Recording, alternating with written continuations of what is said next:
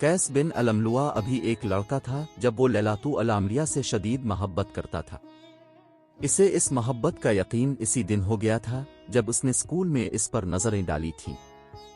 उसने जल्द ही इल के बारे में खूबसूरत मोहब्बत भरी नज़में लिखना शुरू कर दी और वो उन्हें गलियों के कोनों में बुलंद आवाज से हर इस शख्स को पढ़ा देते जो सुनने का ख्याल रखता। मोहब्बत और अकीदत के इस तरह के जज्बाती मुजाहिरों की वजह से बहुत से लोगों ने इस लड़के को मजनून यानी दीवाना कहा। एक दिन मजनून ने इल के वालिद से अपनी बेटी की शादी में हाथ मांगने की हिम्मत पाई, लेकिन इसके वालिद ने यह दरख्वास्त मुस्तरद कर दी।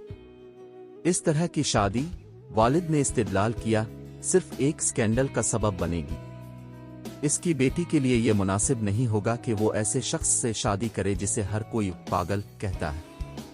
इसके बजाय इल को किसी और से वदा किया गया था।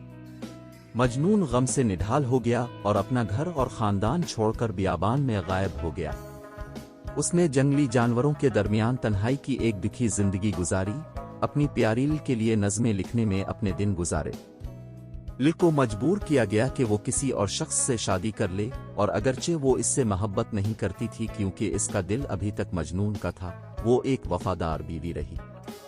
इस शादी की खबर मजनून के लिए तबाकुन थी, जो शहर में अपनी माँ और बाप के घर वापस आने से इनकार करते हुए तन्हाई की जिंदगी गुजारता रहा।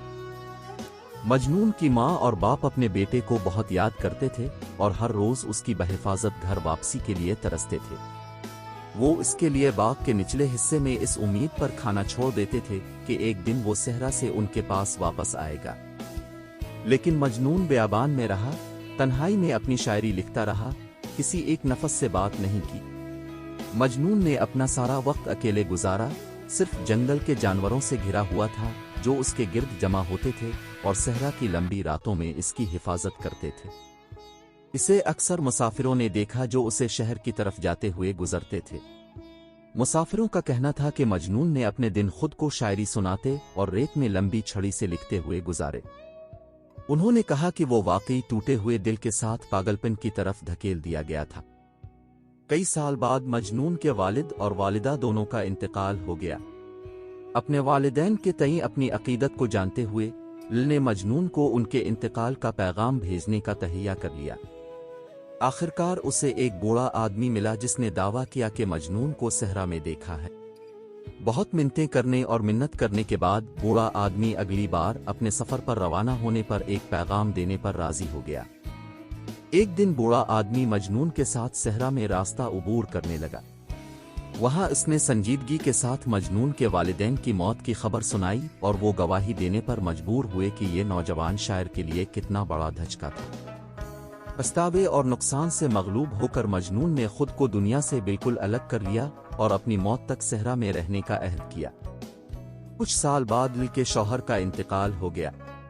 नौजवान औरत को उम्मीद थी कि आखिरकार वो अपनी एक सच्ची मोहब्बत के साथ होगी, कि आखिरकार वो और मजनून हमेशा के लिए साथ रहेंगे। लेकिन अफसोस कि ऐसा नहीं होना था। रवायत ने मुतालबा किया कि लिल अपने मुर्दा शौहर के गम में पूरे 2 साल तक अपने घर में अकेले ही रहे और किसी और रूह को देखे बगैर। मजनून के साथ मजीद 2 साल न रहने का ख्याल लिल की बर्दाश्त से ज्यादा था।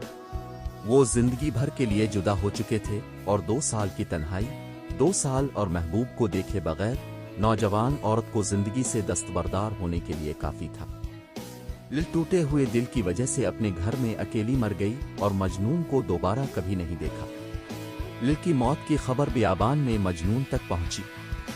उसने फौरन इस जगह का सफर किया जहां लिल को दफन किया गया था और वहां वो रोता रहा यहां तक कि इसने भी नामुमकिन गम के आगे हथियार डाल दिए और अपनी एक सच्ची मोहब्बत की कर पर मर गया।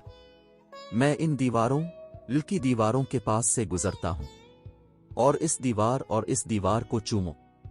ये घरों की मोहब्बत नहीं है जिसने मेरा दिल ले लिया है, लेकिन इसका जो उन घरों में रहता है।